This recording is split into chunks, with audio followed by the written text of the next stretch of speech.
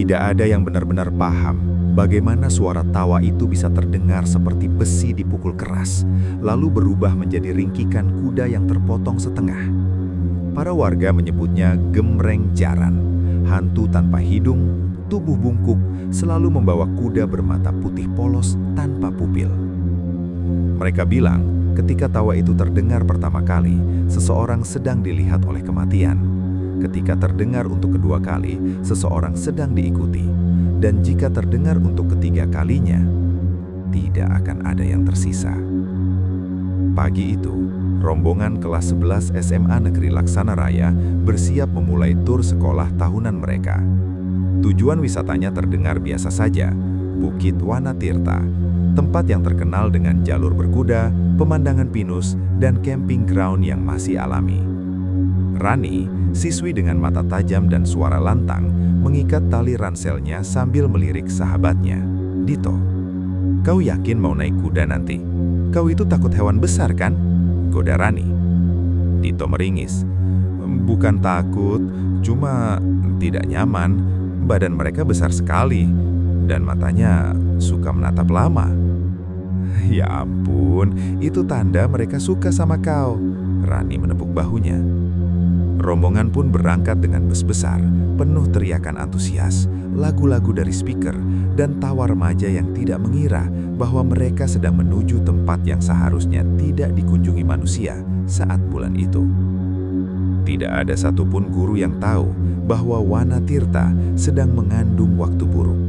Periode ketika makhluk-makhluk di hutan bangun lebih cepat dari biasanya. Termasuk satu yang paling ditakuti.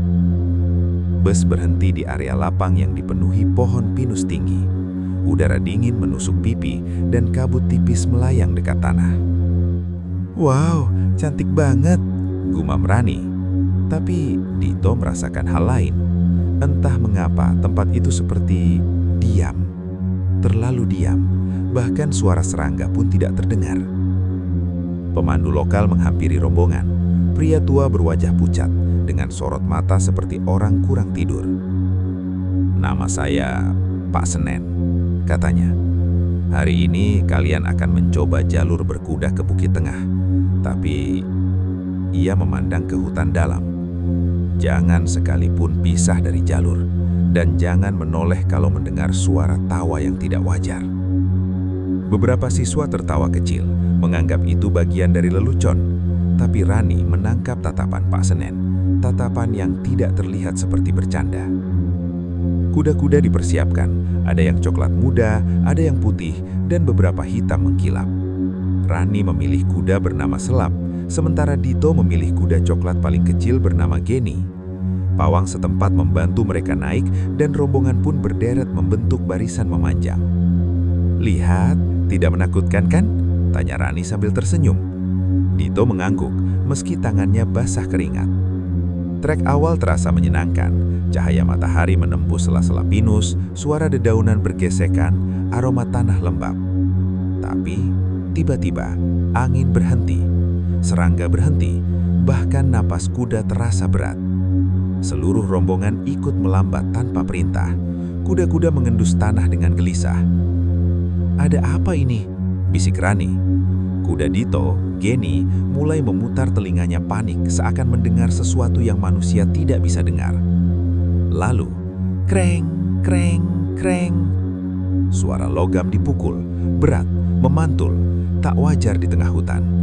Beberapa siswa menoleh ke segala arah. Suara apa itu? Tanya salah satu guru. Pak Senen pucat. Itu suara dia. Jalan cepat, jangan lihat ke belakang. Siapa? Apa? Murid-murid belum sempat bertanya saat suara lain muncul. Hik, hik, hik. Tawa melengkik mirip ringkikan kuda, tapi juga seperti manusia ditarik dari tenggorokannya. Rani menegang, Dito merasa dingin menyusup ke tulang punggungnya. Mereka belum jauh dari suara itu, tetapi keberadaan hantu selalu seperti bayangan. Semakin kau berusaha menjauh, justru semakin dekat. Baris kuda tiba-tiba berhenti sendiri. Tidak ada satupun kuda yang mau melangkah. Mereka menolak, mendengus, dan mengentakkan kaki seperti gelisah. "Jangan turun dari kuda," perintah Pak Senen panik. Rani melihat sesuatu bergerak di antara kabut. Siluet tinggi, tapi membungkuk. Perlahan, sesuatu berjalan keluar dari balik batang pinus besar. Seorang pria, atau bekas pria. Tubuhnya bungkuk parah, seperti tulang punggung diseret ke depan. Tidak punya hidung, hanya lubang gelap seperti daging yang tidak pernah sembuh. Kulitnya pucat abu-abu, dan mulutnya menyeringai panjang tanpa bibir. Tapi bukan itu yang membuat murid-murid menjerit. Di belakangnya, seekor kuda hitam berdiri diam. Kuda itu kurus, tulang iga tampak jelas, dan bola matanya putih polos, tanpa pupil, seperti mata mayat yang tenggelam. Itulah Gembreng Jaran. Ia memegang rantai besi panjang yang terseret di tanah, menghasilkan bunyi kreng, kreng, kreng. Lalu ia tertawa. Hik, hik, hik. Tawa yang membuat udara bergetar. Kuda-kuda murid mulai mengamuk. "Putar balik, segera!" teriak Pak Senen. Namun beberapa kuda terlalu panik dan kabur tanpa kendali, membawa penunggangnya ke hutan liar. Rani menoleh dan melihat Dito kehilangan kendali atas geni. "Dito, jangan ke sana, arahmu salah." Tapi terlambat, Dito terbawa lari ke sisi hutan yang dilarang. Rani ingin mengejar tapi Gembreng Jaran mendongak, dan tawa itu mengarah ke arahnya. Rani menggenggam tali kekang selap kuat-kuat. Ia memacu kudanya mengikuti jejak Dito, meski guru-guru berteriak.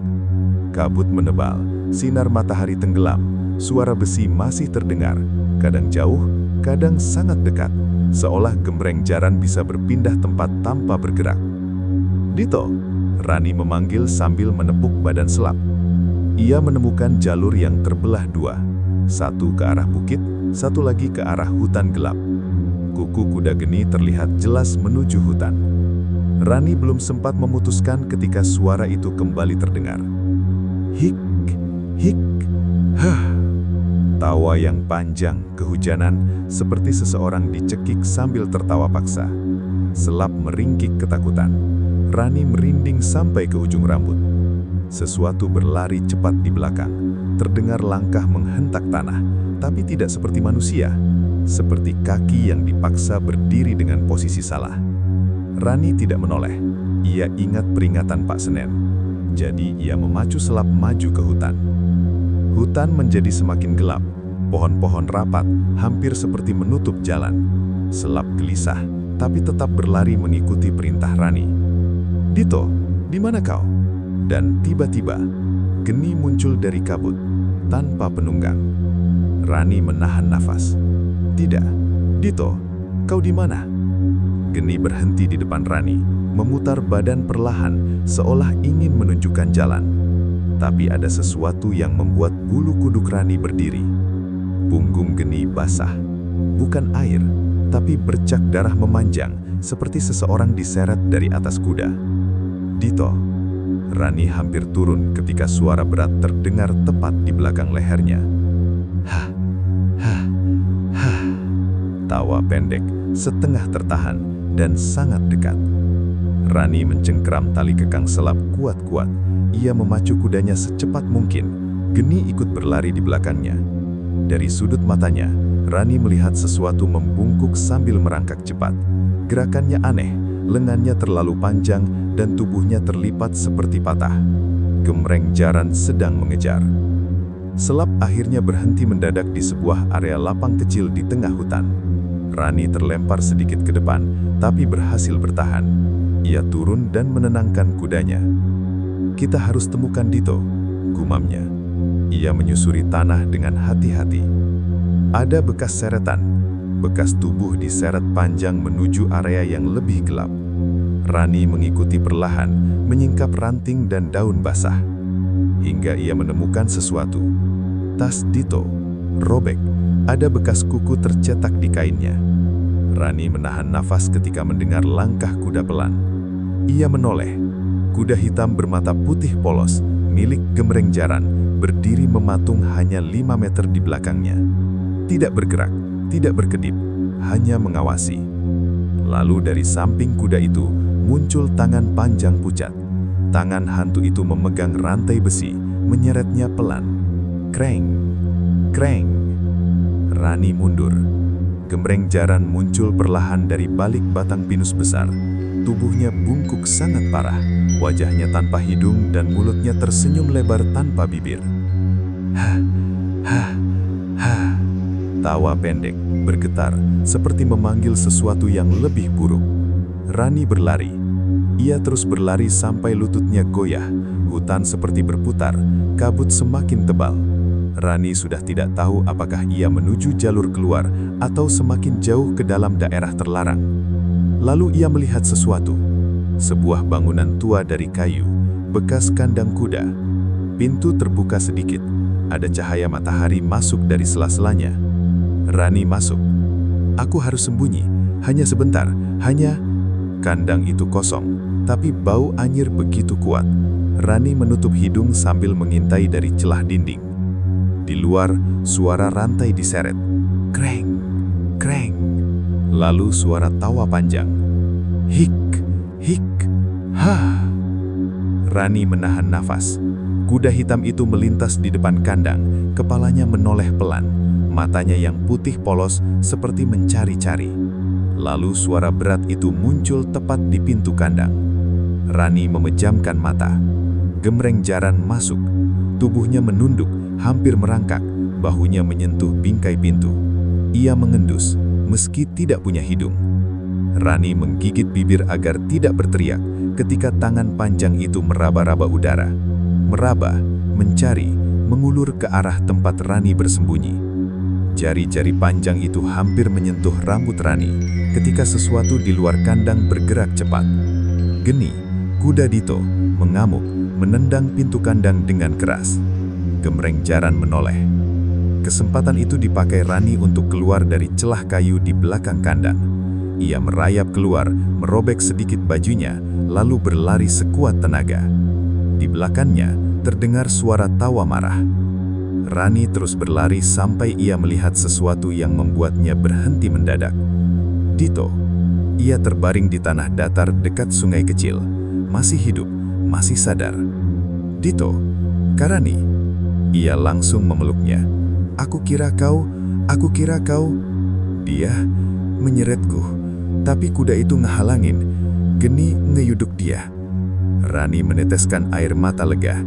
Tapi kesedihan itu tidak berlangsung lama. Dito tiba-tiba membeku. Karani, di belakangmu. Rani menoleh perlahan. Gembreng jaran berdiri di tengah kabut sungai. Kuda hitamnya di samping. Tawa pelan mulai keluar dari tenggorokannya.